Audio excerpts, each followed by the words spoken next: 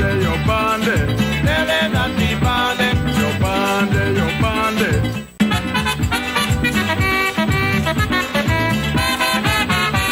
I am a true bandilian.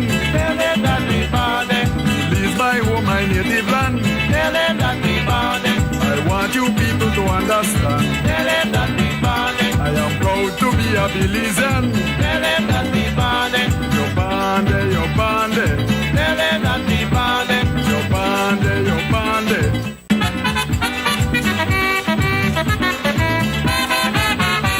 I am a true bandilian. Nele nati bande. Release my home, my native land. Nele nati bande. I want you people to understand. Nele nati bande. I am proud to be a Belizean. Nele nati bande. Yo bande, yo bande. Nele nati bande. Yo bande, yo bande.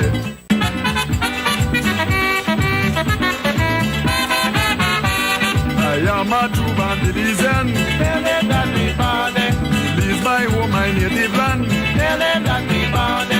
I want you people to understand. Nele nati bande. I am proud to be a Belizean. Nele nati bande.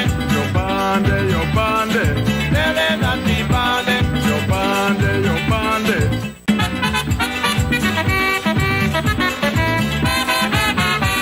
I am a true bandilian. Nele nati bande. Release my home, my native land. Nele nati bande. I want you people to understand. Nele nati bande. I am proud to be a Belizean. Nele nati bande. Yo bande, yo bande. Nele nati bande. Yo bande, yo bande.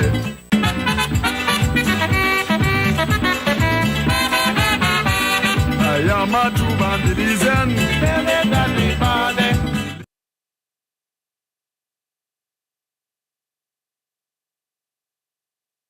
Angeles, California, on this post-election Donald Trump sweep in the United States. I mean, everybody is as shocked as can be. But again, welcome to Naval String Connection, the Belizean show in the Belizean diaspora, coming to you live. And I'm your host, Bilal Morris, with my co-host ARIA LIGHTFOOT, who will join us a little later on today. And again, we want to say that this is a XTV production, and the producer is Nur Muhammad, usually the man behind the controls, Harlan, but we are graced today by the technician and engineer Christy, and we want to thank our sister for substituting for Harlan today and for making sure the show goes on. And we want to invite you, our listening and our viewers across the Belizean diaspora, across the United States, who's watching on Facebook and YouTube. Belizeans in the United Kingdom, the Caribbean, Central America, Africa, wherever you are watching Naval String Connection. And we are welcoming you to a very exciting and informative show today. We have as our guest today a very important, outstanding Belizean young lady, Belizean sister, Nicole Ramsey, who will be joining us here and right now with us. And just to give you a brief introduction to her and who she is. She's a Belizean American, born and grown up in the United States with both Belizean parents. And Nicole Ramsey is a Black Studies scholar specializing in the cultural politics of nationhood and identity in Central America. This sister studying Central American history and politics, as well as she also studies the history of the people of the Caribbean. She's an assistant professor of Latina Studies and Women's Gender and Sexuality Studies at the University of Texas, Austin. I want to repeat that we are very, very honored to have such a young, dynamic Belizean professor who has was born and grown in the United States. Nicole grew up right here in Los Angeles. Both Belizean parents and many Belizeans may know of her. Her grandparents, her father was an outstanding, legendary Belizean footballer. And I just want to continue to say that Ms. Ramsey here has done research in centers on the performance of nation, diaspora, migration, and citizenship, with a particular focus on Belize and the Belizean diaspora. So here we have Belize and Belizeans across the Belizean diaspora. And I hope, like our brother Dr. Jerome Strong, who have studied Belizean in the diaspora, here we have a Belizean sister who is also expert on the Belizean diaspora. Not only that, but her perspective is broadened across Central America and the Caribbean. And as I just mentioned, her accolades here is very, very, very prominent. And we are so happy to have you on, Dr. Nicole Ramsey. Welcome to Navel String Connections.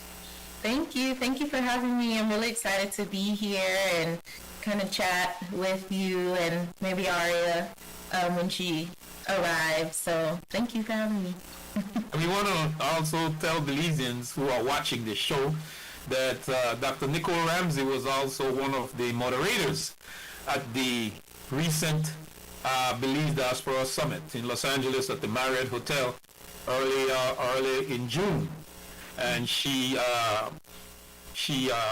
moderated a panel of Belizeans who discussed many different issues on Belizean culture, politics, and so forth. And we want to go straight to that, Nicole, and asking you the first question. But before even I go there, I don't want to explode on the scene right now with that, but tell us something about your upbringing. First of all, I know your parents, they were string buried in Belize, but you also have some Belize and they were string buried in LA. Tell us about how you were raised, your upbringing, your schooling, where you were educated from elementary to middle to high school, and your whole career in terms of your journey to academia and becoming a college professor. Mm-hmm. Yeah, oh my goodness. Yeah, that's a lot, but I can do it. So, yes, I'm born and raised in Los Angeles to Belizean parents. My parents actually migrated, Stephen Ramsey and Geraldine Ramsey, migrated in the 70s. And then they had, two of my oldest brothers who are about like 10 and I think 14 years older than me. So I came along much later.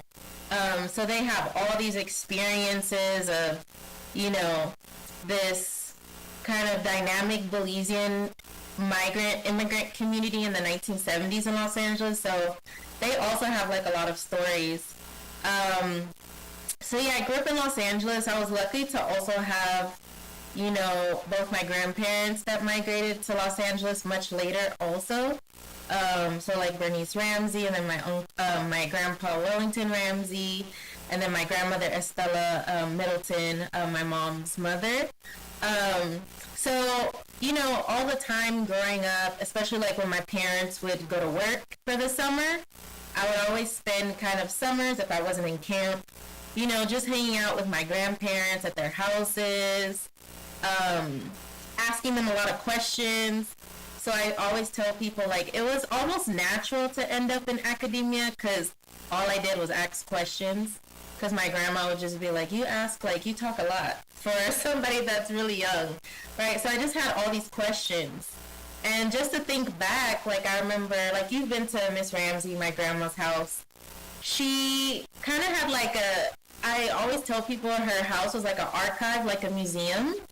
Because she had all these things that I always took stock of them, but didn't really realize what it was till I got older. And she would always kind of, I think my aunt from New Jersey bought her like video recorder, like when you can record things. So she always recorded things as well. And I remember some of the things she recorded were like Princess Diana's wedding, funerals, like all of these things that I'm just like, I don't understand the connection at the time. And then she kind of had all these trinkets of Belize everywhere. So I was already thinking about these things, especially, you know, going to school in Los Angeles with so many different types of Black students and, you know, non-Black Latino students.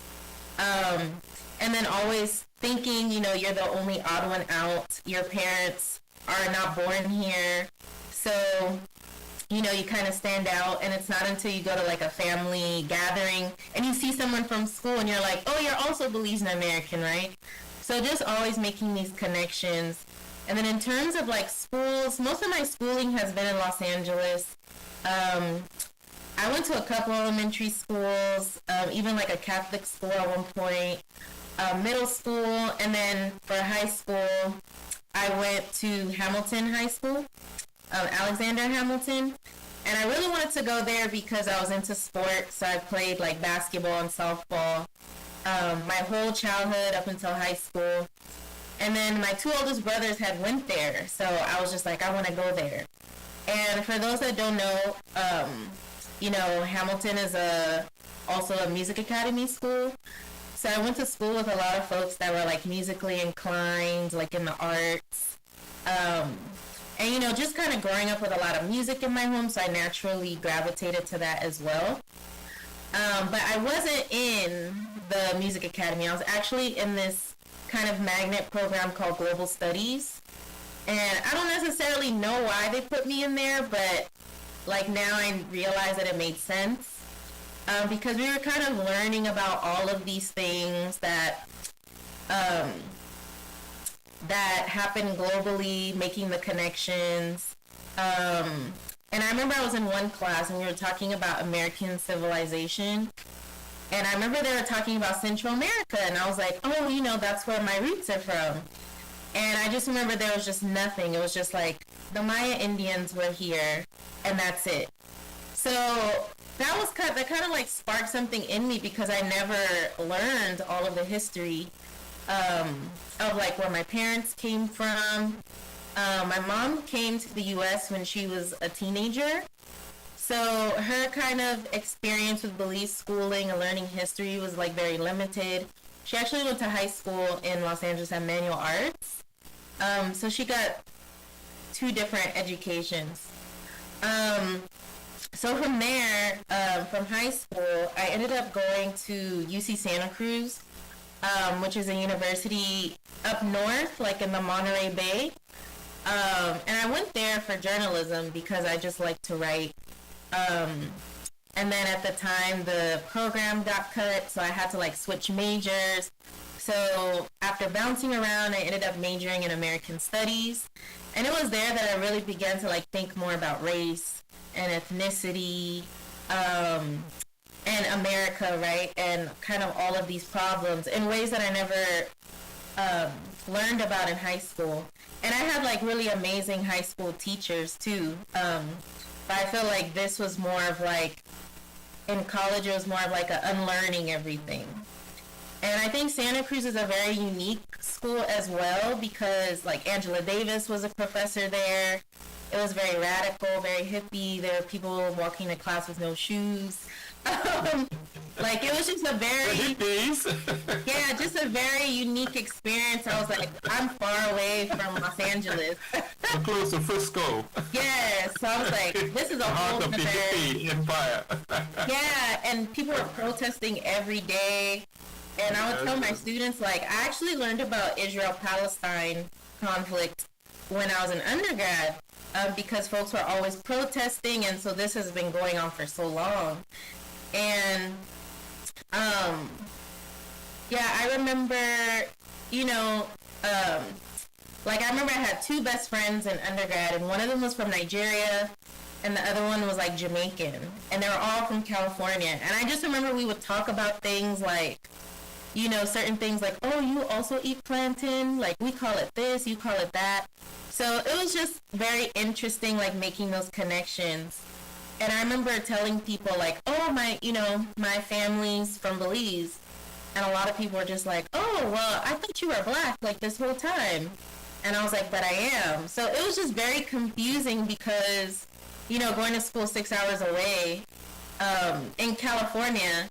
And it just made me realize that LA is like this bubble, right? Where you could tell somebody you're Belizean and there's no questions because everyone's there.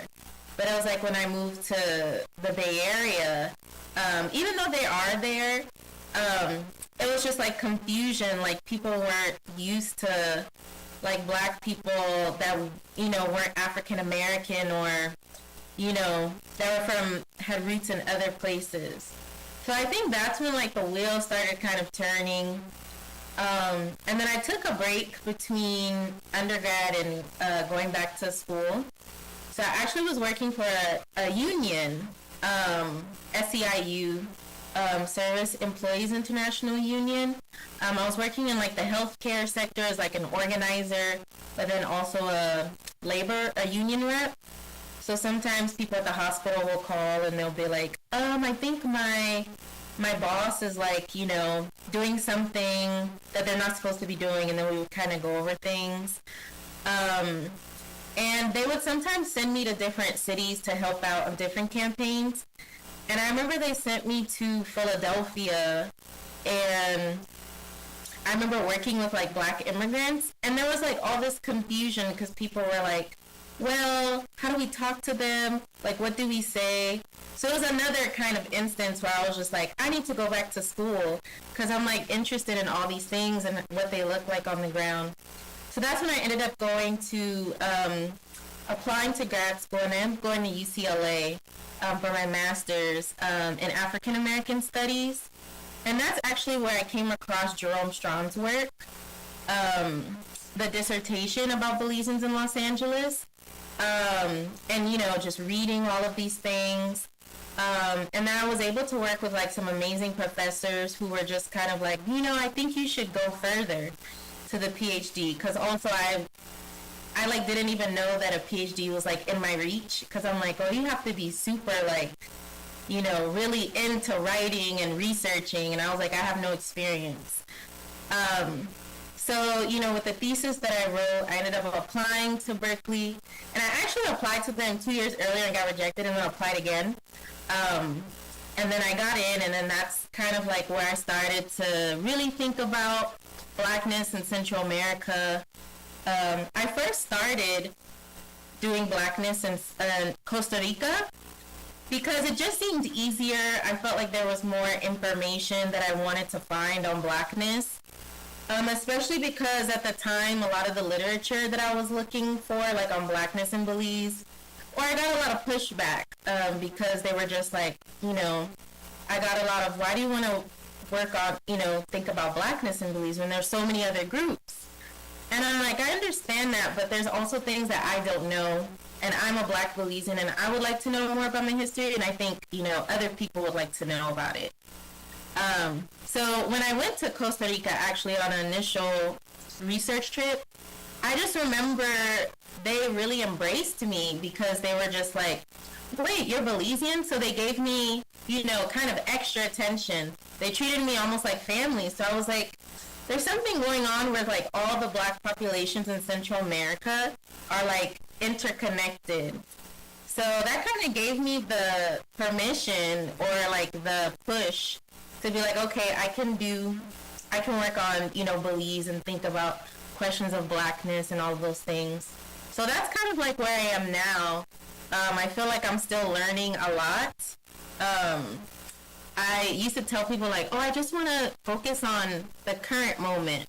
But it's like having to kind of go back and look into a lot of history in Belize has been most of the focus over the past few years. So I always tell people like, oh, I do a little bit of history, a little bit of cultural studies, a little bit of sociology, because it's like you kind of need all those things to kind of look at or do the kind of work that I'm interested in. So, and then after that, I ended up doing a postdoc at the University of Virginia at the Carter G. Woodson Institute. for African American studies. So I was there for 2 years, and I was able to like work on the book and write articles. And it was actually funny because the chair of the department, he was from Los Angeles, from like the Crenshaw, I think Crenshaw Pico area. So he like knew everything about Belizeans in LA. So it was just very refreshing because I'm just like, oh my goodness, I have someone who I can be in conversation with within Black Studies. So yeah, and then I'm just, got a job at University of Texas, Austin, in Latino Studies, because there's also a push for like a lot of Latino Studies departments to really deal with Blackness. So that's kind of where I fit into everything, and I'm actually jointly hired by Latino Studies. The full name is Mexican American Latino Studies and Women Gender Studies, because I do a lot of work around like women and oral histories and things like that. So that's pretty much, to make a long story short. Oh yeah, that's a very, very, very extensive and very, very dynamic, constructive journey to academia for you as a Belizean American personality, and we want to just sort of bring a lot of Belizeans at home and abroad who's watching, that to give them some kind of background of your grandparents. They have to know your grandparents first. And you are the granddaughter of Mr. and Mrs. Ramsey. Many people remember Mr. Ramsey Mule Birthday, the man who, one of the innovators of the mule and cat, as Belizeans used to say, that transported goods between the cities, in the city.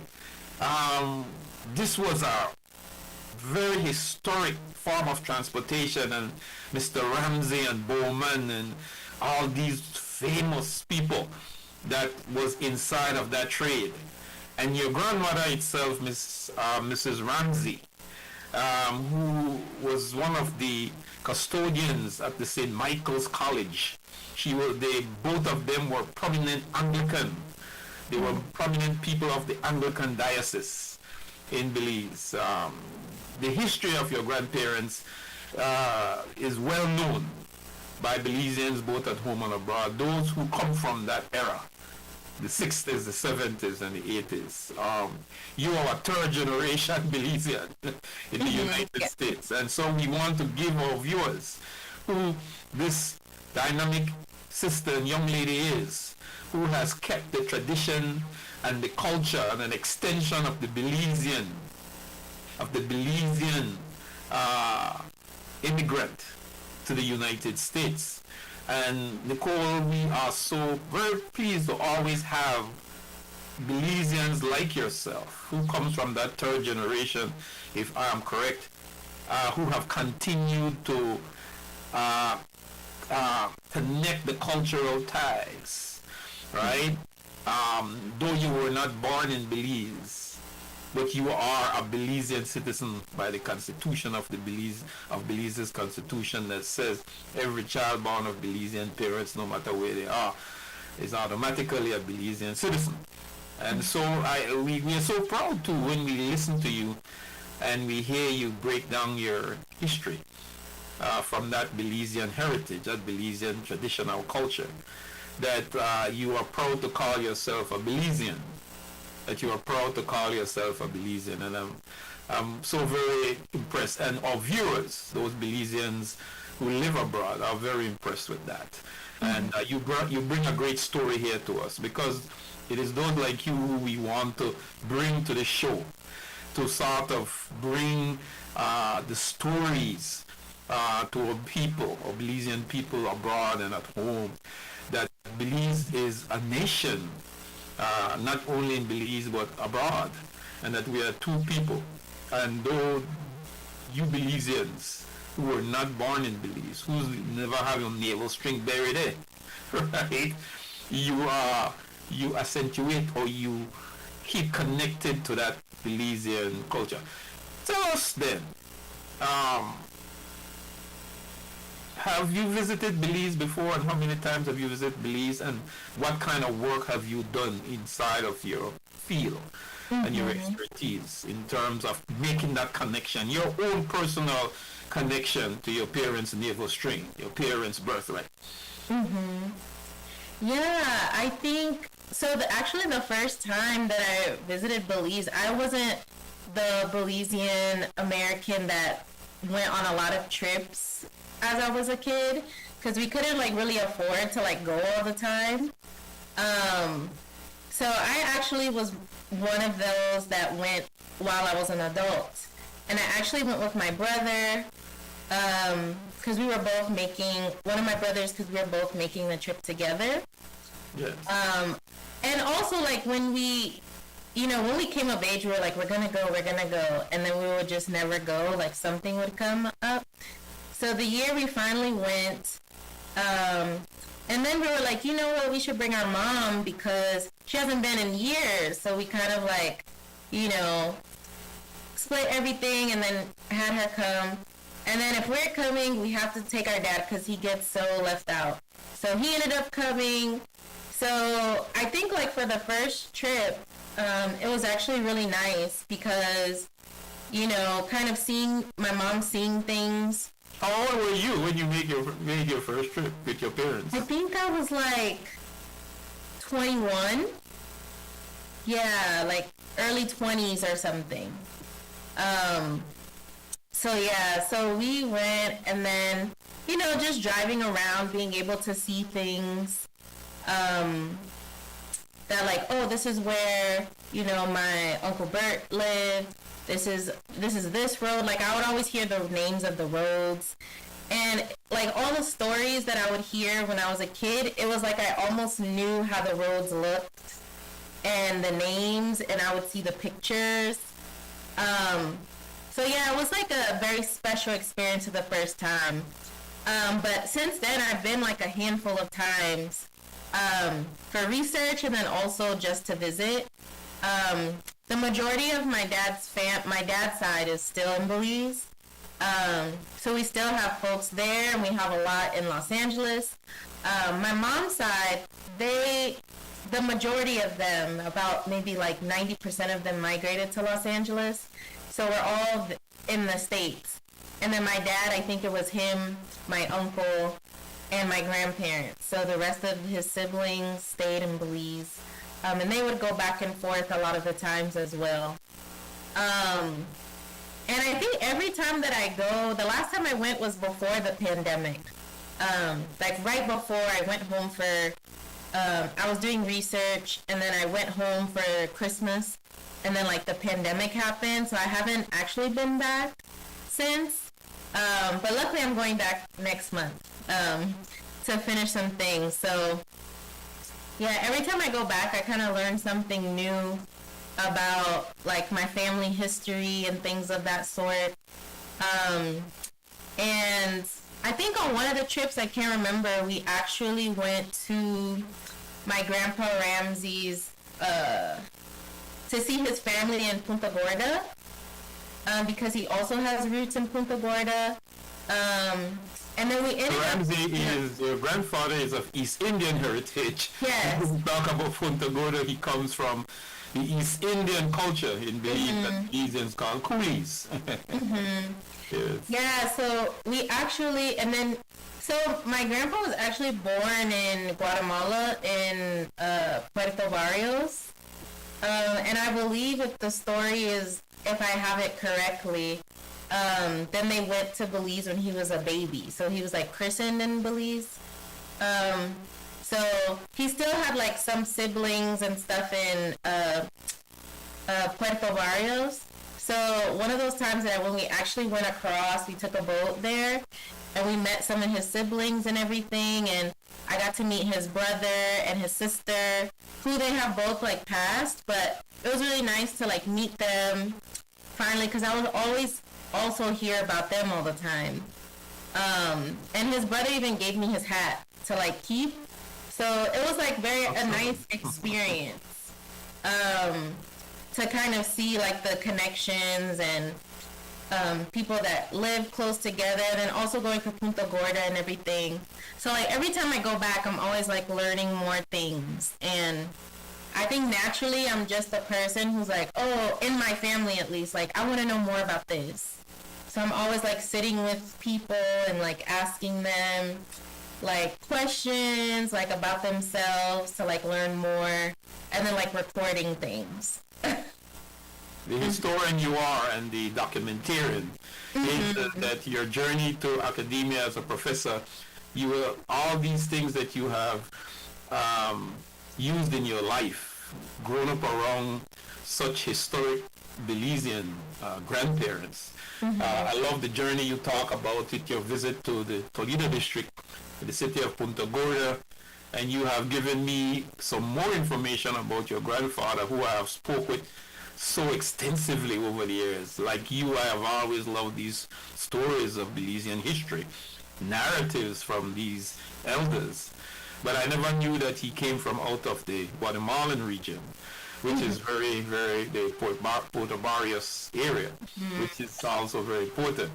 Because I remember you used to come around as a child to visit your grandparents on Adams Boulevard in Los Angeles, where I lived with my parents, with my mother.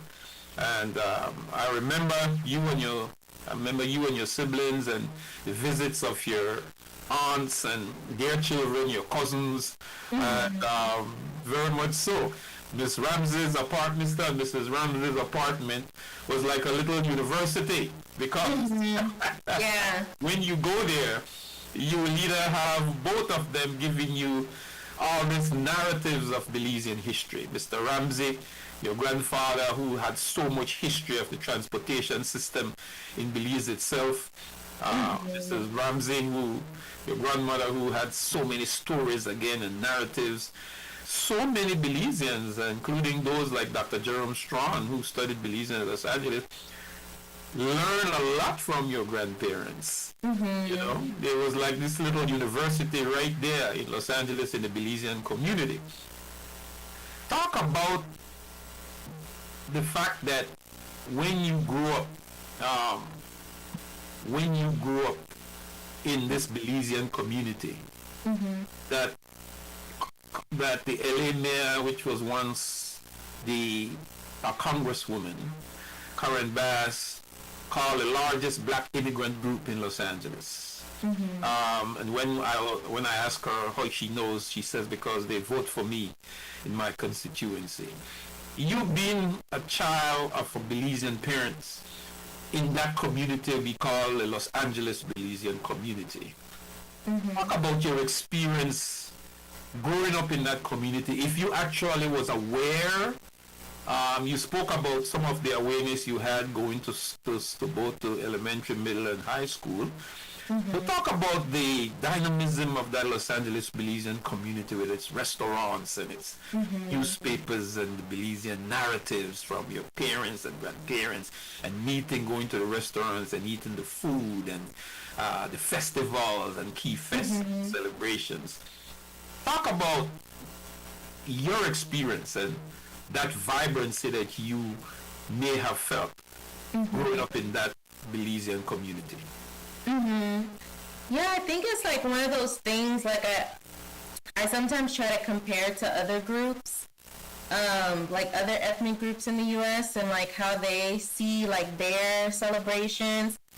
Like the one that I think is closely related is like Puerto Ricans in New York, where it's just like everybody is, you know, you can walk, every like maybe 3 out of 5 people you pass is, you know, has similar history, similar background. So that's kind of how I felt coming up in Los Angeles, where I didn't feel like, oh, I'm the only person that, you know, parents aren't from here, or we have a different culture. Like, I didn't feel like that at all. Everything just seemed very, like that's just the way it is. Like, you go, you know, on Sundays, my dad would go to, like, Nails and John's, pick up food, and then we the go most prominent home. restaurant, yes. Yeah, like, all these restaurants and everything. And like I said, my brothers are very much older than me. So So they have like all these memories. And then my mom, she grew up Methodist.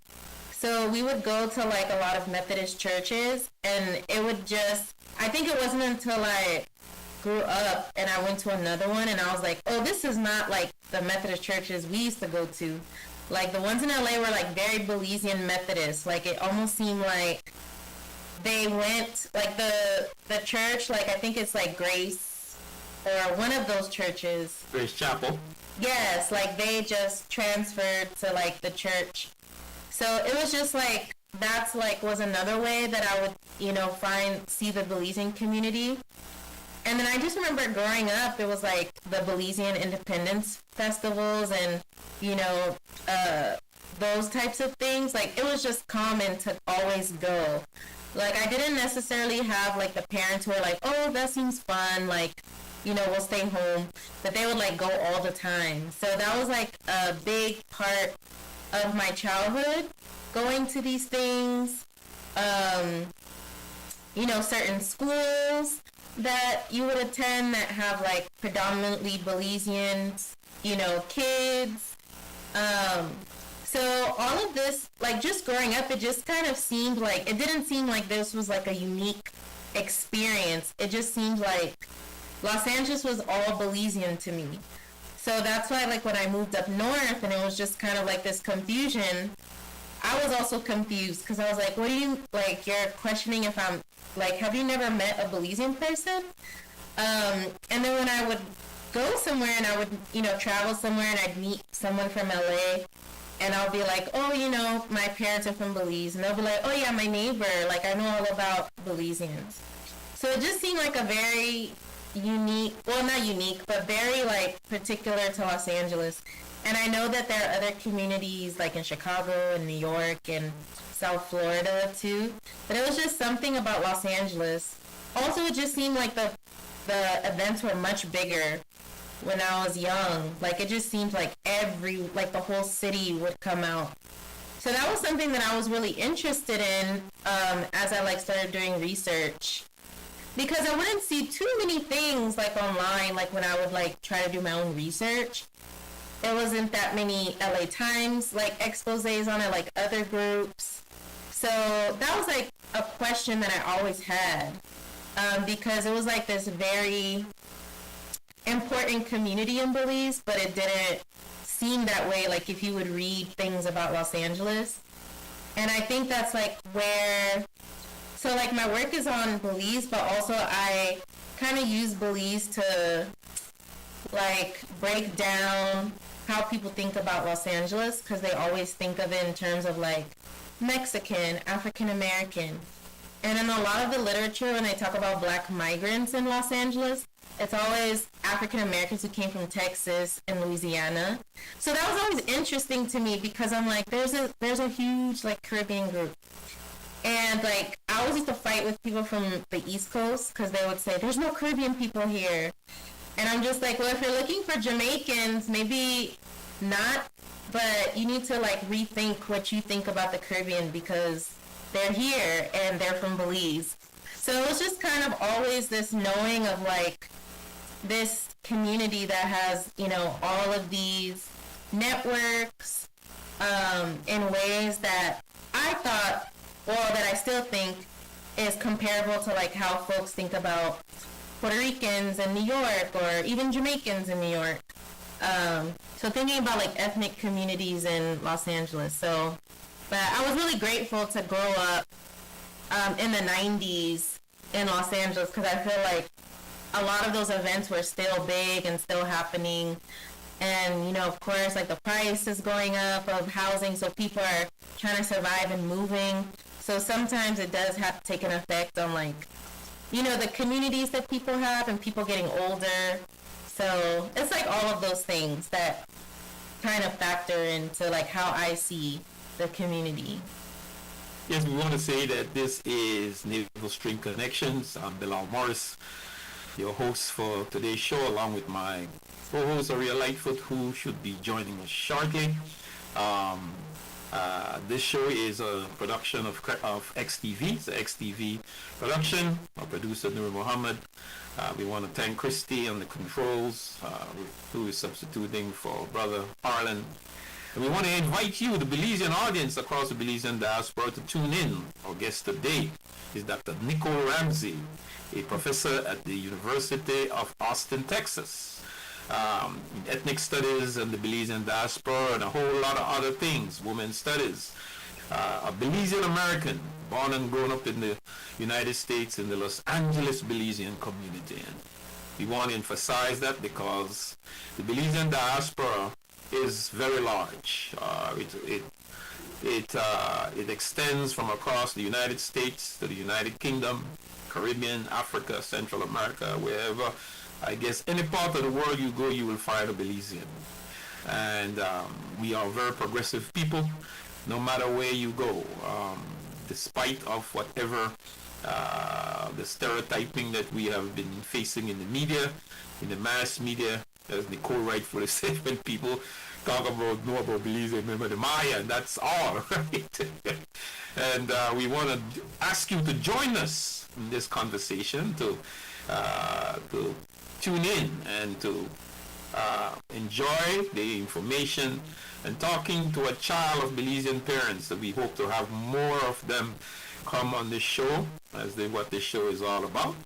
And Nicole, there's just so much to talk about, because I know, born and grown up in Los Angeles inside of a Belizean household, where you eat rice and beans and you eat Belizean, right? You hear the lingo, the language.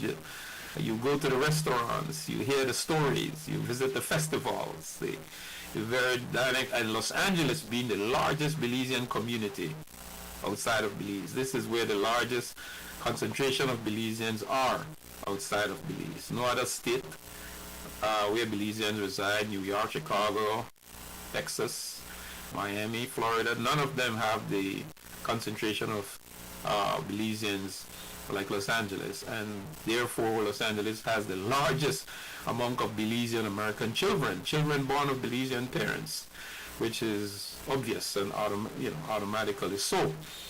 Talk about how you were able to juxtapose, if you may, or survive wearing two cultures, being Belizean American, as you would say, Belizean and African American. Because that's one of the interesting things as a teacher that I have asked a lot of my Belizean American students, born of Belizean parents. Because somehow their African American friends are always very excited and enthusiastic. What is that? What is Belizean? And I remember engaging dialogues with them as a Belizean teacher in the classroom. As soon as I spoke, they would say, "Mr. Morris, you Belizean? You talk just like my mom and my dad." Talk about that, Nicole. Give us some highlights of how you were able to bridge that gap or fit in to those two cultures. Yeah, I think it's definitely something that I struggled with growing up a lot. Like, I knew that I was Belizean, and my parents would be like, "You're Belizean." But then also feeling like because I wasn't born there, like, oh, I can't call myself that. So I used to tell people, I'm African American of Belizean descent. But also, I ended up going to a Methodist church, like another one, that my mom wanted to go to because she really liked the pastor. He actually passed away recently, Reverend Lawson, who was like part of the nonviolent kind of protest march with Martin Luther King. So it was like a very historic church. And there were a lot of folks from the South, like the African Americans from the South. So I also grew up like in that as well. And then growing up like in Los Angeles, I loved history. And I would often tell people too that they're actually surprised. I was like, maybe from kindergarten up until 6th grade, like all of my teachers were Black women, African American. So they would always like teach me like African American history, and I became really invested, like wanting to know more. Like I was just so excited. And even like I had one teacher teach us the Black National Anthem that I'm just like, a lot of my African American friends, they didn't know all the words, but I did. So it was like always this pride thing. But it was almost like, okay, I'm African American, but I know that when I go home, it's like I'm Belizean now. Also, like, you know, there were like some relatives too that was like, you're not Belizean. Like, why do you want to be from Belize so bad? Like, you're in America. Like, you're a Yankee girl, you know, like, so it was also like, okay, well, they're saying I can't really say this. And I think, like, as I got older, it's changed a bit more. I don't know if it's because, like, there's a lot of folks, like, second generation, third generation, that are just a lot of us. So now it's more like, okay, we want you to kind of identify. And I'm only speaking from, like, the experiences of, like, certain people that have told me. I don't know how it is in other families where they're like, you know, you're also Belizean, and, you know, we're not questioning that. So it was always that kind of thing. And I think when I moved away from home for college, I think I really began to double down on, like, I am Belizean, and I'm Belizean American. Because I also wanted people to know, like, who I was as a person. And then also just, like, you know, I don't have long roots here in this country. So I also have an interesting perspective that, you know, identify with so many other people as well. And then also, like, with African Americans, I would also get, like, but you know you're still Black, right? Almost as if, like, identifying as Belizean, like, I'm trying to distance myself. So it was, like, I guess a lot of projection from people. That, you know, if you identify as, you know, African American Black, because, you know, in America, sometimes Black is, like, synonymous with African American. They're just like, oh, well, you're not really one of us because your parents weren't from here. And then if it's, like, going this way, then it's like you're trying to deny this. So it's just very interesting experience. And I know, like, when I began to get more deeper into, like, studying African American history, then you're just like, people love Malcolm X. His mom was from Grenada. People love, you know, Marcus Garvey. He's Jamaican. Like, Stokely Carmichael. Like, all these people that are, like, these pillars in African American history. Like, my dad loved who his parents are St. Lucia, Jamaican. Yeah, and even, like, Shirley Ralph, who's, like, you know, an actress, is very, I think she's the one who, like, now I'm just like, oh, we have similar ways of, like, how we feel we belong to both things. Like, being Jamaican. So it's, like, all of these things where I'm just like, oh, I don't have to choose, like, or feel like, you know, I'm, you know, disregarding the other thing. So, and it's also funny because it's like, if I never said that, oh, my parents are from Belize, people wouldn't ask any questions. I used to get it a lot growing up where, you know, everything would be fine, and then maybe my mom or dad would pick me up from school, and they'd be like, wait, where, like, what's going on? Because they're like, what is this accent? So it was just, like, some of those things that would always, like, catch me off guard. But yeah, I think as I get older, I'm just like, you don't really have to choose. Like, I have both experiences, growing up Black American, because my nationality is American here, but then also having roots in Belize. So yeah, that's pretty much, like, where I stand now with it. Like, I'm all of the categories. You've developed a sense of consciousness now about it as you have politically and culturally matured. Sort of connecting all the dots, being close to your African American friends who could not understand because they themselves have not developed that cultural maturity and consciousness, that African-centered consciousness that they see both two black people as different. And I just think which is not necessarily so. Yeah, the education system, it's like here, it doesn't even allow you to think about, it's just like black or white, black or white. That's right. And That's right. so it's like all of these things that I wasn't learning, they weren't learning. So it's just like, okay, where do I fit into these boxes? There you go. There you go. As you know, there's a lot of Belizeans who in everything that they do, I'm talking about black Belizeans who don't really identify that even on the census they would put other rather than black or African American, which is very strange and which is a very interesting thing.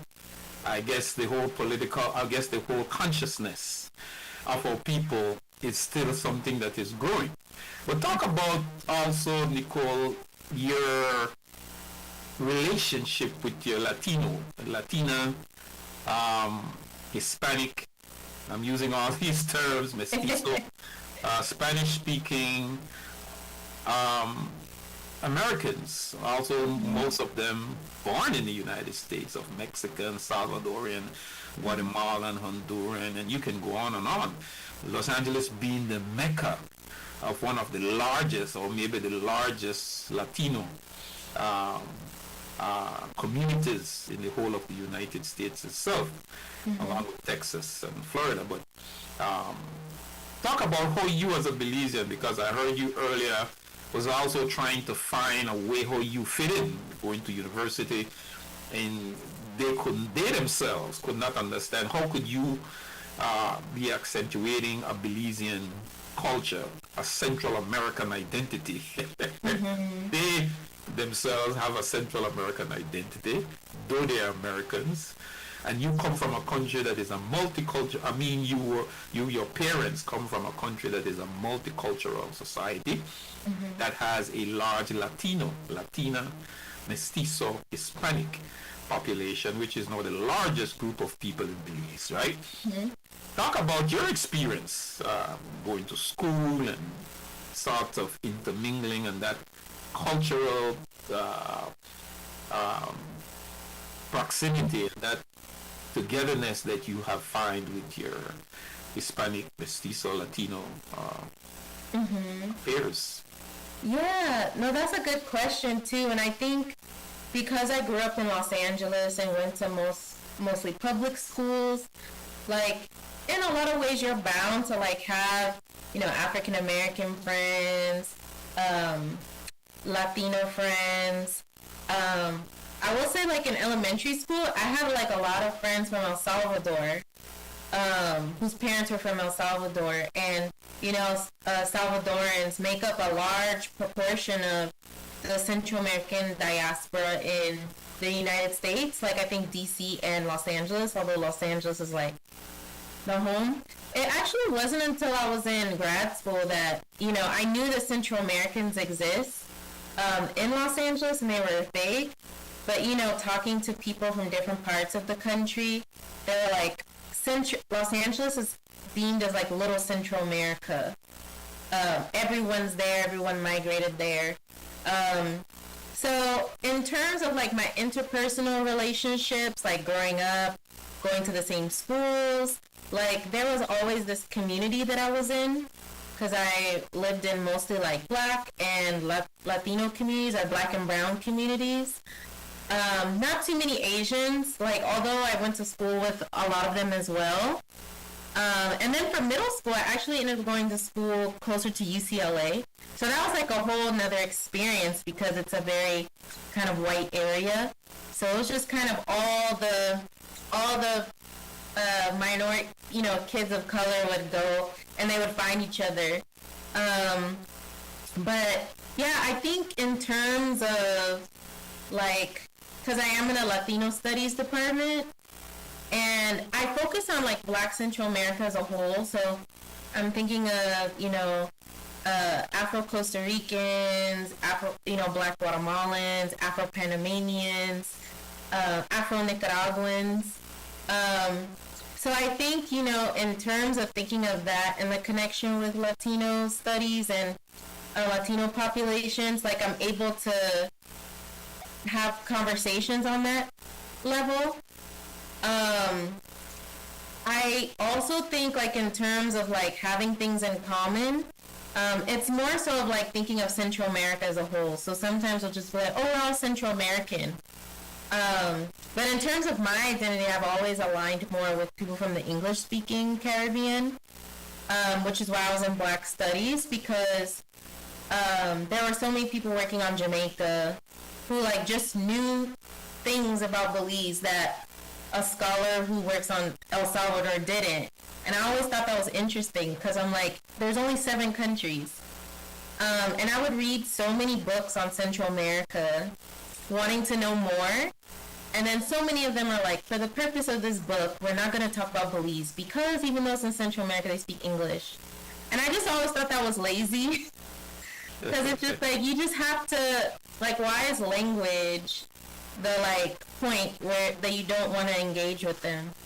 So I think, like, you know, talking to a lot of, you know, Latinx folks, because it's like Latino, Latina, Latinx, Latina, these categories, talking to them about, you know, being Central American always looks different, because I always told my colleague who's Creole from Nicaragua, I was like, oh, Central American to me was like, the way I identify was always black, because like, my mom's churches, there's like a black lady from Costa Rica, a black lady from Panama, a black lady from Nicaragua. So that was how I knew Central America.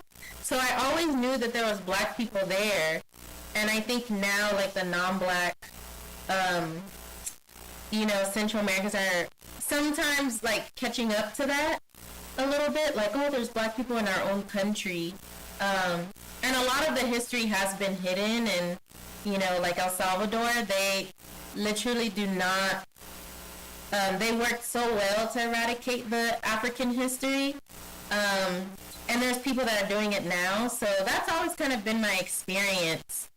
And I often have to, like, put Belize into the conversation because I'm like, well, if you're talking about language, then yes, Belize speaks a different language because they have a different colonial history, but they're still part of Central America. And then what do you do with the mestizos in Belize then? Are they not Latino because they speak English? So it's always kind of like, Belize is always like breaking down what people think they know about the like nation and Central America. So it's like always this kind of like, okay, so what is it really about? It's about language. So you think everyone should speak Spanish? Because Spanish is also a colonized language, like, and English is as well. So it's just like really kind of getting to the root of all of these things. So there's always like constant struggles. Like sometimes, like when I do the work, but in general, most of the time, they're often willing to be in conversation and learn about the other. And I think sometimes they use the Belize case to be like, well, in Guatemala or El Salvador, we need to think bigger because this is what's happening in Belize. And there's a scholar called Nicte Fuller Medina, who's like a linguist, and she's from Belize. And I read one of her articles, and she talked about how Maya populations will like have a whole sentence where the first part is in Creole, the last part is in, the middle is in Spanish, and the last is in Maya. And it's just like really challenging, like what people think they know about, you know, what it means to be Latino, where people are speaking Creole, and all of those things. So it's like really exciting because you get to kind of challenge people a little bit with that. Yeah. Yeah, those are very interesting, Nicole, and you are entertaining and informing and educating a vast Belizean diaspora across the United States who are finding this conversation very, very interesting because we rarely dig deeply like this into talking to a child of Belizean parents in the Belizean diaspora, born and grown. But I also wanted to ask you to, I'm trying to just get from you these relationships as somebody who has then experienced it as a child born from a Belizean parent, but also have take on the studying it have educated yourself on it, have developed a sense of consciousness about it, have become culturally matured about it, and that you keep growing and growing. And as I know you work in academia as a professor, you will be learning more and more and more as you transfer that body of knowledge to your students. But tell me, how was it? How were you able to then find those commonalities between the Creole Belizean, the Garifuna Belizean in the United States, the Mestizo Belizean, and all of them, because all the Belizean ethnic groups that makes up that multicultural rainbow that we call the Belizean jewel, they are here in the United States. Have you been able to meet them, and have you had some as friends? And how have you been able to distinguish yourself as a child born of two Creole parents and a child that comes from a East Indian grandfather and a Creole grandmother, and finding these Belizean ethnic cultures that are born and grown up in Los Angeles? The whole ethnicity thing and ethnic studies in terms of that broadens here. Have you been able to connect yourself with Garifuna? The children of Garifuna, born and grown up of Garifuna, they are very proud of their Garifuna heritage, more than anything else. As well as you have the children born of the Creole, so-called, and I put these in quotes, right? And children born of Mestizo Belizeans, which we would call Latino Belizeans or Hispanic Belizeans in the United States. Talk about that whole dynamic that you find here in this also multicultural mecca of the world. Yeah, so I grew up with, like, I think, like I mentioned earlier, sometimes I would, have friends at school that are Latino and Black, and then you find out, like, oh, their parent is Belizean. So it was, like, kind of knowing, like, all of these different Belizeans. I remember going to middle school. I remember one particular instance where my dad dropped me off at middle school, and I remember there was this boy who he just looked like he could have, he was Latino, and my assumptions were just like, oh, he's probably Mexican, Central American, or something. Like, I would always see him, and I didn't really think anything of him, like, oh, is there some familiarity? And I remember, like, me and my dad still laugh to this day because his mom dropped him off right in front of our car, and her license plate said Belize Gan Punta, and we were just cracking up because we were like, we had no idea. So I know, like, I've seen them and they've exist, although they've been a little bit more harder to, like, navigate within Los Angeles. There's a poet and writer named Kay Angelo. I'm forgetting the last name, but she wrote a piece about her dad, who I think is from Belize, and he's mestizo, and I think part Asian, I believe. I forget, but I know she was talking about how her dad migrated to Los Angeles with the rest of Belizeans in the United States, and, trying to navigate, like, okay, now am I part of, like, the Mestizo Central America, or am I part of this Belizean? Like, there was always this, like, weird relationship.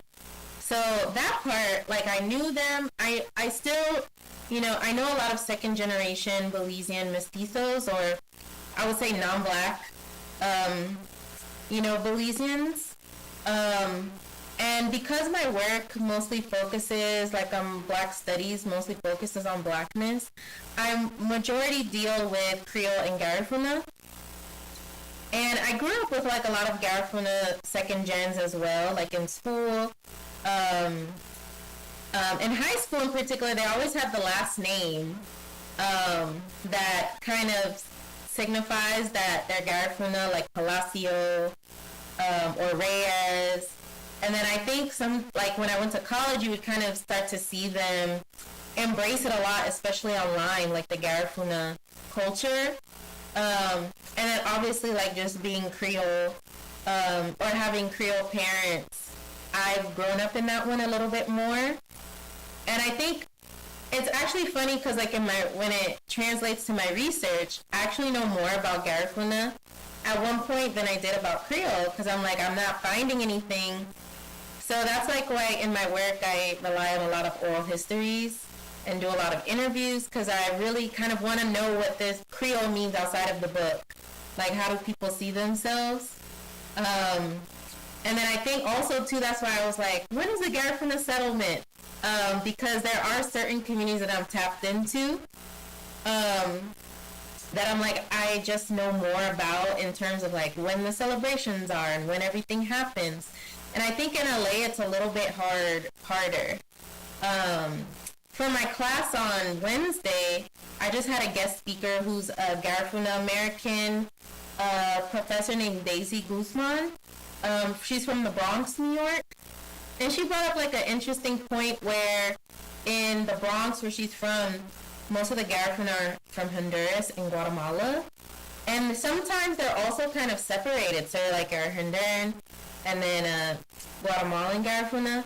And in Los Angeles, but they all know about the Garifunas in Los Angeles, especially because of the museum being like the only one in the Western Hemisphere. So that's kind of a big, like I know how important the Garifuna community is in LA, even though it's bigger in New York, but I often kind of see the similarities.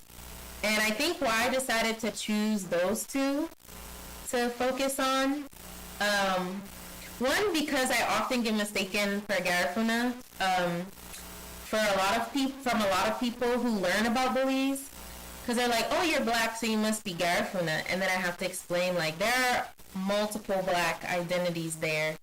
And often, sometimes when I was in Belize, I would interview people, and they'd have, like, a Creole mother and a Garifuna father. So there's, like, a lot of mixture, too. So it's like I couldn't be, like, I had to do both, because they intermingle a lot. They go to the same celebrations. Like, if you go to Belize Independence Day events, everyone's there. So I was just, like, really interested in that, mostly because of my own upbringing with the two communities.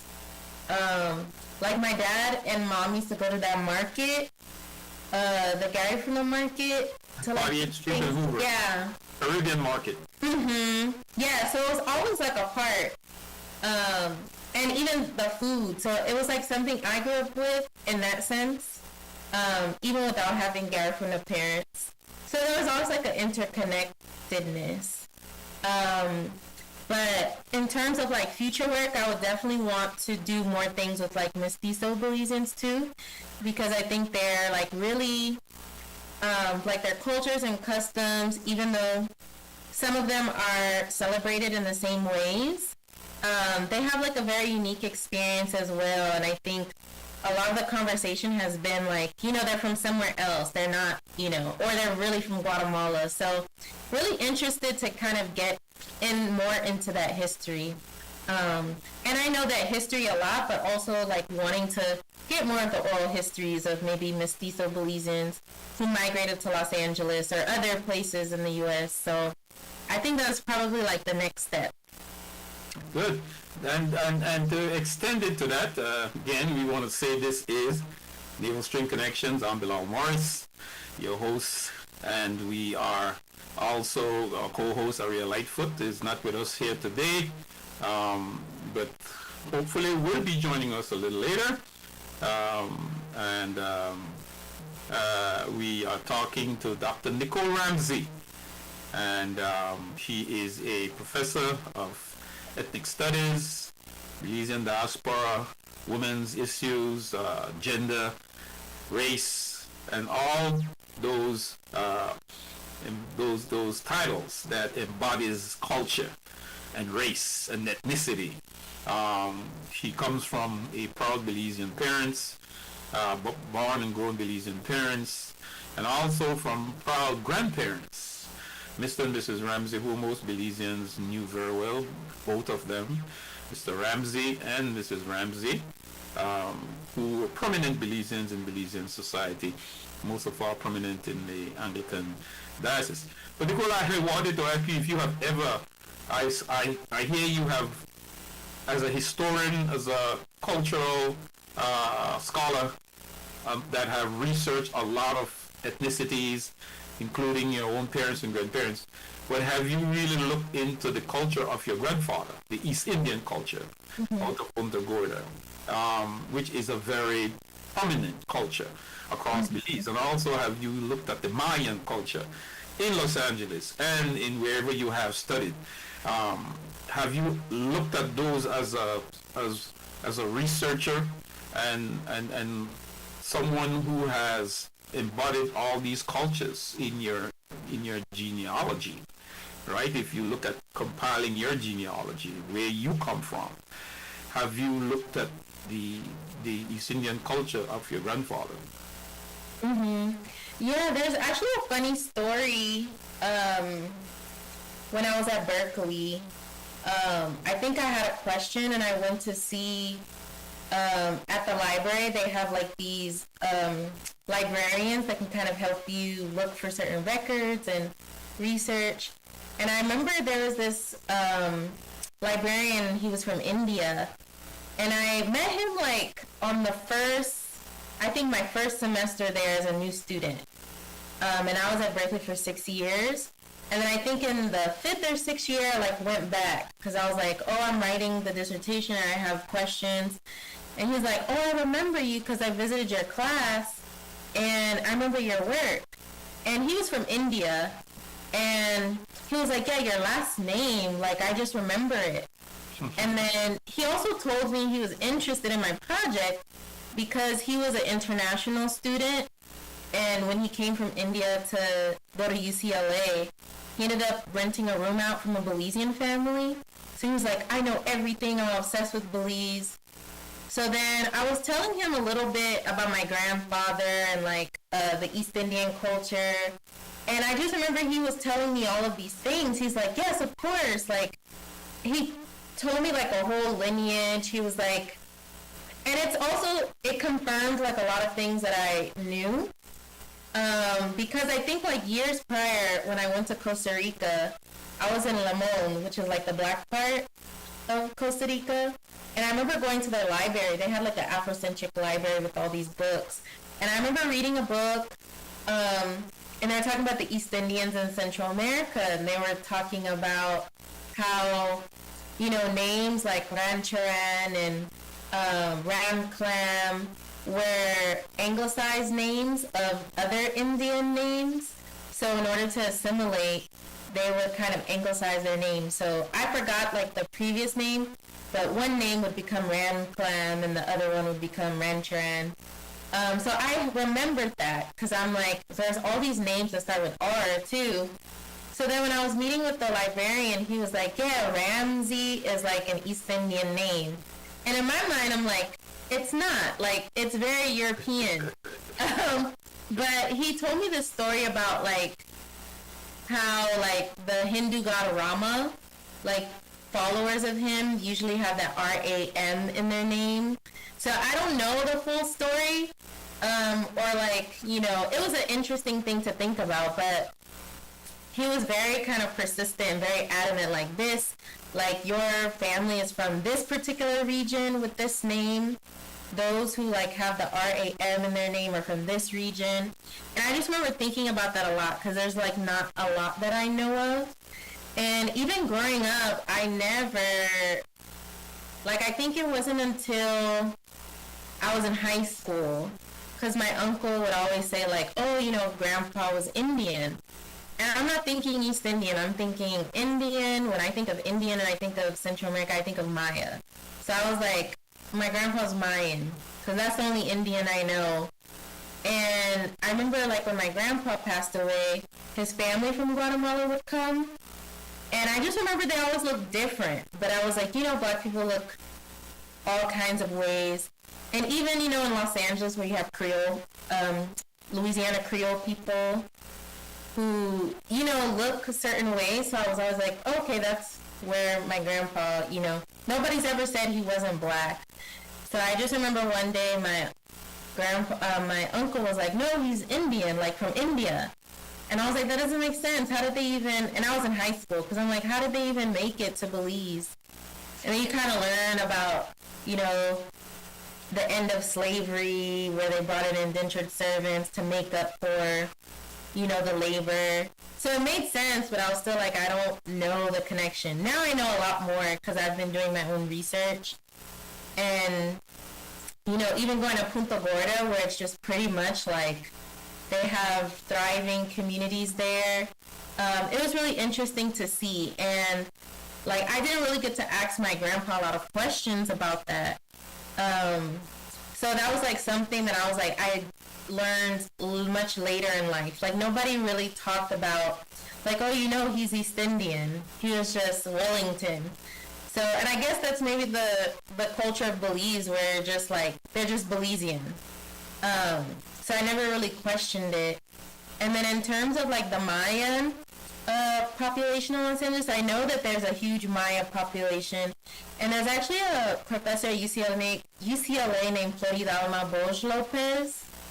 And she's, I believe, Guatemalan Maya. And she writes a lot about the Mayan community in Los Angeles from Guatemala. So I've also been learning about that as well, in terms of, like, Guatemalans that migrate to Los Angeles specifically are a lot of Mayan. And then also my brother, his wife is Guatemalan too. So I'm also kind of learning about the interconnections and how Mayas, their particular history, how some branches of Maya came to Belize and then migrated to the United States. So that's, like, something that I'm learning more about too, and making connections, especially, like, a lot of Guatemalan scholars have been very helpful with that as well in the LA context. Yeah. But then have you interacted with any of those Belizeans, born Belizeans like yourself, that comes from these two ethnic groups, East Indian and Maya, that was born and grown up in Belize? Because they're there. They're here in Los Angeles. Children like you, born of Belizean parents of East Indian and Mayan heritage. Yeah. And I don't know if you have coincidentally met them and interacted with them from your elementary to your middle, high school, and college. Have you ever had that experience? I will say I don't think I've had that experience growing up.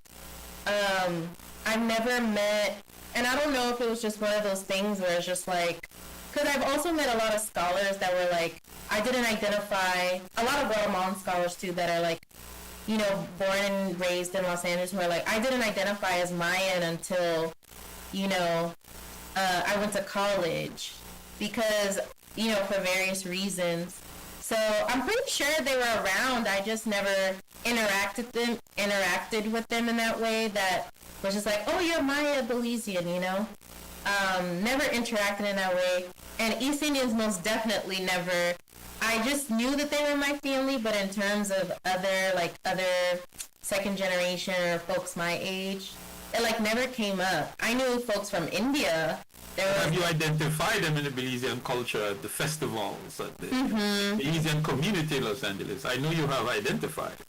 Yeah, and I think it also goes, and that's, like, part of my work too, is, like, where, like, in Belize, the ethnicities are so clearly defined. Like, they have their, their markers and everything. And then I think some of the questions is, like, what happens when you migrate? Like, do things stay intact? Are you still East Indian when you migrate to Los Angeles? Do you become Belizean only?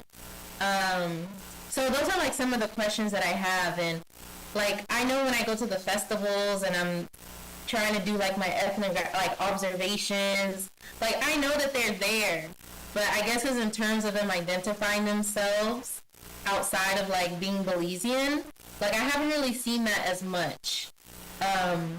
It's mostly one of those things where, like, oh, you're Belizean too? Oh, I see the flag. Oh, okay. And then it kind of stops there. And then it's like, that's, like, the first layer. And then maybe the fourth layer is like, oh, actually, like, what ethnic group are you? And then that's when you kind of find out, in my opinion. So it's always kind of the national identity first. I think Garifunas are the only ones who kind of lead with the Garifuna first because they exist between so many different countries. And they have more community with Garifuna in different countries. And then they also have the Settlement Day, which is a big deal in Belize and then in the United States. So there's like a platform for them to define and express their identity. Yeah. More than any other ethnic group. Yes, and Los Angeles being the largest Belizean community outside of Belize itself, the Garifuna culture is very, very prominent here in Los Angeles, where you were born and grew. I know you're in Texas. You don't see much of that there. It was particularly around most of culture. But here in Los Angeles itself, the Garifuna Settlement Day celebrations, the music of Punta, the Garifuna language, which is distinct from Creole, though like they like to say, everybody is Creolized because all these ethnic groups speaks Creole. Like in Belize, you have all the ethnic groups, but everybody is Creolized. Everybody speaks that dominant language, which is Creole. You'll find in the United States, though the children born of Belizean parents, this is what all discussion is all about today, being that you are a child of Belizean parents born in the United States, that you find that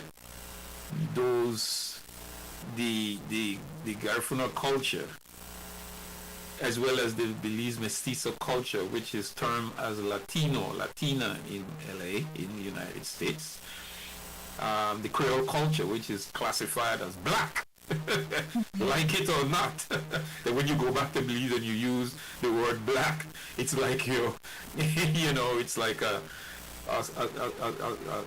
it's like a no because most Belizeans identify themselves as Creole or Garifuna or mestizo. But particularly, as you would like to say, just Belizean, but we have to be aware and conscious of the cultural identities of our Belizean culture. There's nothing wrong in classifying these two Afro-Belizean groups, Garifuna and Creole, as black, because that's the term that is. I think that's why I feel like a lot of Belizeans in the United States, when there's a census or anything that asks them to make the identity of who you are, we put other, because we don't know where to identify. And Nicole, you sort of expressed that today in terms of the sort, not confusion, but sort of figuring out who are you, what's your identity, what is your consciousness in terms of who you are. I think the conversation that we are having here today sort of open up that Pandora's box, and I'm so pleased to have you here today to give our viewers and our listeners some kind of understanding of who is this Belizean born in the United States, in this Belizean diaspora. Who is she? Who is he? Of all these, and how do they identify themselves, being that they're from these various Belizean ethnic groups, yet they are born in the United States, and where do you classify them? Where do you classify them? Then we go deeper and we talk about the mixture between the two, between all these ethnic groups, which comes from out of Belize, Garifuna and Creole, East Indian and Garifuna, mestizo and Creole, all these mixtures. That I remember one of the foremost Belizean scholar, Myrtle Palacio of Garifuna heritage, being that she born of mixed parents of Creole and Garifuna. She said that she once did the census, and she was finding a lot of problems trying to understand how do you cope this multicultural society we call Belize, where these children are mixed up? Who is your father, Garifuna? Who is your mother, Creole? But then who are you? And so she said it was a challenge to say on the census, to say who these kids are, who are these children, what kind of identity do you put on them? Because of the mixed race, the mixed ethnicity in Belize. And you find that you have the same thing here. And even in the United States, in this Belizean diaspora, a Belizean mother and an African American father, right? Belizean Creole or Garifuna or Mestizo mother, right? And African father from Ghana or something like that. So it becomes more complicated and more intricate as you go along in terms of ethnic identity, right? As we sort of come to the end to sort of wrap up the show, I want to ask you, in terms of your work that you are doing as a professor and teaching in this ethnic studies area, gender and race, what has been your sense of consciousness at this stage of your life, of all that you have developed and all that you have learned about race and ethnicity and culture, and coming from the roots that you come from, the Belizean culture? And for you, what is really Belizean? Oh, wow. I think, like, some of the, like, it's almost like cliche, because I would always tell my close colleague who, her name is Melanie White, and we have a project, actually, a digital project called Black Central Americas Project that will be launching soon. It's like a digital humanities project where folks in the community can go and kind of look at the map and learn certain histories. But I always talk to her about things about Central America and being Belizean, and it's kind of almost like cliche. It's like the more stuff that I attempt to try to know, it's like I don't know anything. Like you're just at square one, because you're just like, I have all these questions still. I thought researching all of these things, I would answer some things, and it's like it only leads to more questions. So I think that's probably like the main thing that I'm learning. I always joke, like Melissa Johnson, who wrote Becoming Creole, she's an anthropologist, and I told her, like, I actually don't do history, but I feel like, the questions that I have in the current moment, I always have to, like, go back. So by default, I become, like, a historian. So it's just, like, thinking about all the work that goes into, like, thinking about Belize and thinking of identity. And I think in terms of, like, I think your question, like, my consciousness, so I'm a really big fan of Stuart Hall, who's, like, a cultural theorist who studies culture, and is really thinking about, like, culture as, like, not this fixed thing, but it just keeps moving, and it keeps shifting and shaping, and that's how I kind of situate myself. Like, I often give myself grace of, like, okay, if I learn something new, I have the chance to either incorporate it into who I am or incorporate it into my work or think about it a little bit more. So just kind of think about that as like a ever-changing thing.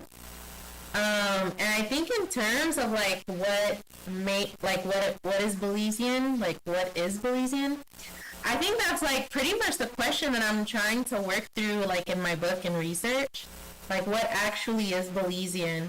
And I'm looking at this through like national commemorations, tourism, because if you go to the celebrations, they're going to tell you exactly, we celebrate September 10th, this is who we are. And then you look at tourism and they tell you what you are to the, the foreigner. The digital space also has like Facebook and everything. There's like all these different ways that I feel like make up Belizean identity.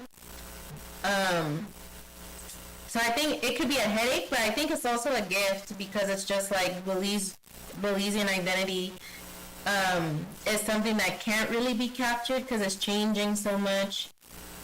People are moving around, and in my research also, I'm just like, Belize is like a very transnational country. It's not one of those that you can just move and then never think about it again. It's like people sometimes live in Belize for 6 months, live in Los Angeles. So it's almost like it's very, I think Belizean identity is something that is informed by the diaspora as well. Kind of like it's this identity that exists beyond like geography. And it's changing a lot. So that's like my kind of like confusing answer because I'm still, working through it and everything. And I think personally in my family, like what I think, how I situate myself as Belizean is very much through culture. Like through cultural practices that are passed down, whether it's through certain languages, Creole, proverbs. Like there's certain things that I still say that I'm like, oh, I only say this because my grandma said it, but I don't necessarily know what this means. So I think that's like what it is to me. I think Belize is a very oral culture that exists on like oral history, storytelling. So I think that's what, in terms of my identity, what I think of as Belizean. And it's very Creole, and it's very diasporic identity for me. Awesome, and you could not have said it any better. We certainly enjoy this conversation that we are having with you. In sort of looking at this pan-Belizean community that is global. I said pan-Belizean because we are people across this entire continent, with this entire world. We expand, we transcend bounds, and wherever we are, we make a impact on the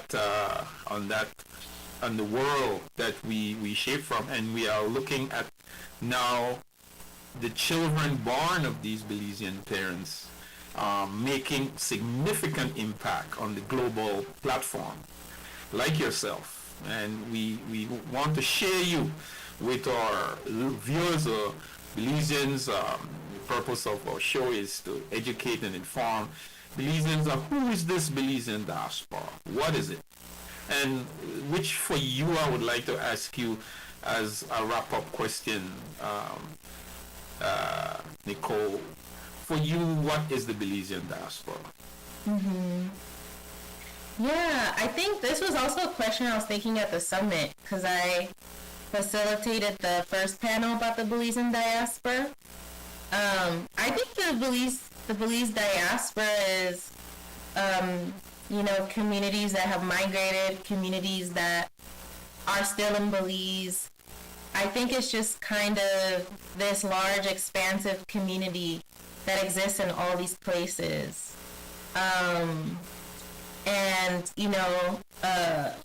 Can be many different ethnic groups, many political orientations, gender.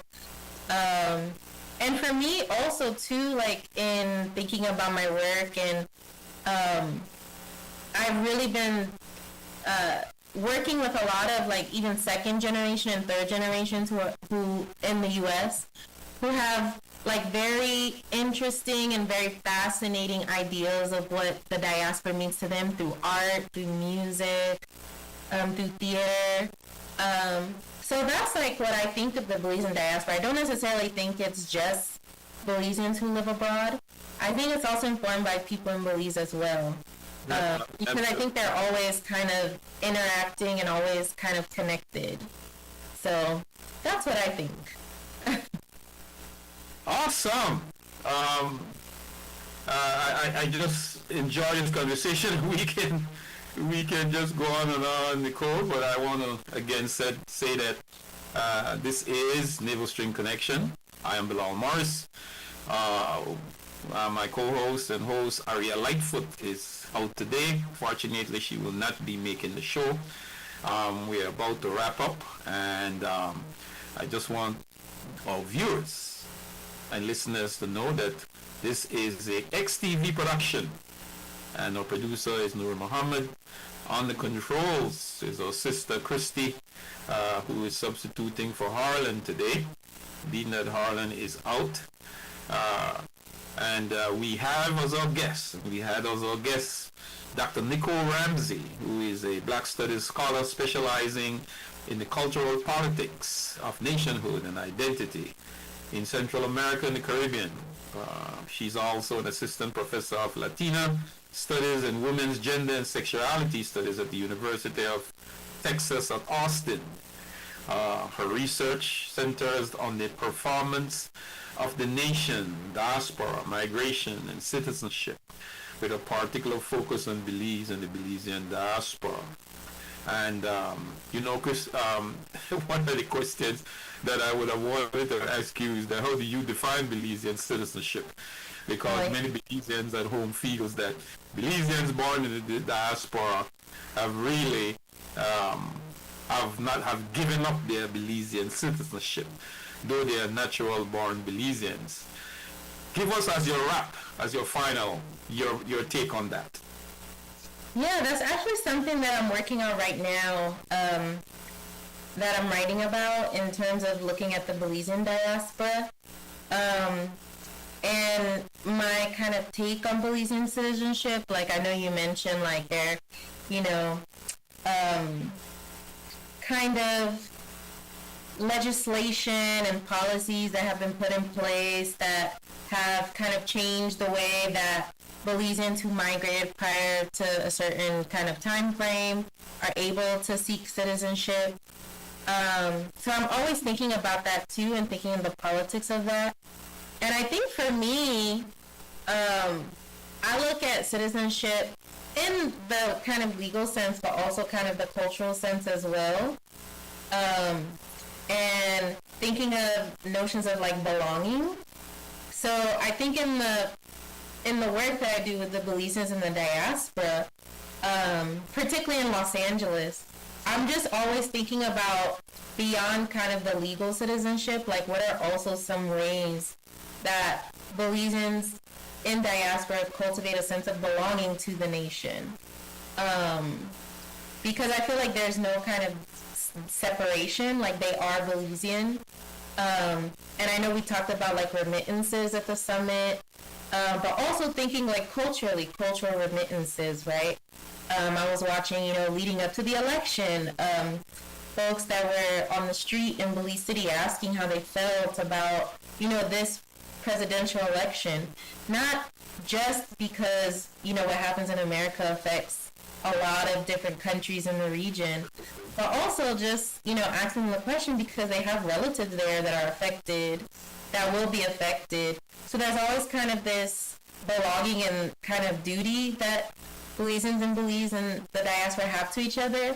So I always think of citizenship in that particular way, like with in the legal sense, but then also like the other ways that Belizeans like practice this sense of like duty and belonging to each other. So yeah, that's how I often think about it in my work. And of course I do talk about, the historical aspect of most Belizeans migrating prior to independence, which I think,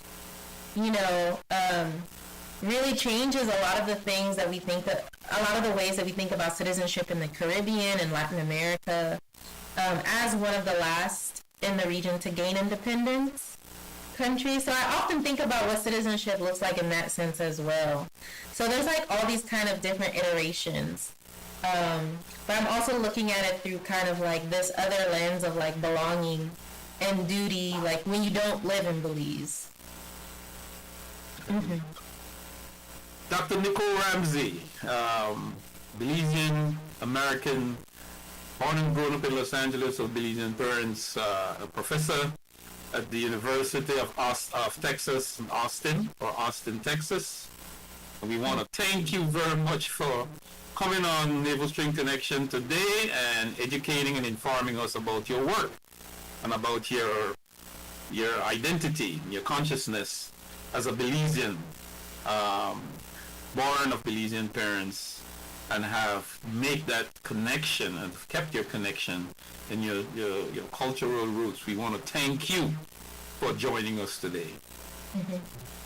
Thank you. This is Naval String Connections. I'm Bilal Morris. This is a XTV production. Our host, our producer is Noor Muhammad. We want to thank Christy behind the controls and in the studios who help us make the show possible today. Our sister ARIA LIGHTFOOT is out. She will be back next week. And we want to thank you, the viewers and listeners across the Belizean diaspora. This is the Belizean show in the Belizean diaspora. We want to thank you, the viewers, for tuning in to another episode of Naval String Connection. Good night and thank you for watching.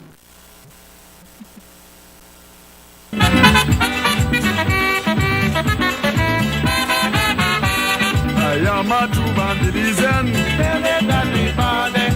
Belize my home, my native land. Tell them that we born there. I want you people to understand. Tell them that we born there. I am proud to be a Belizean.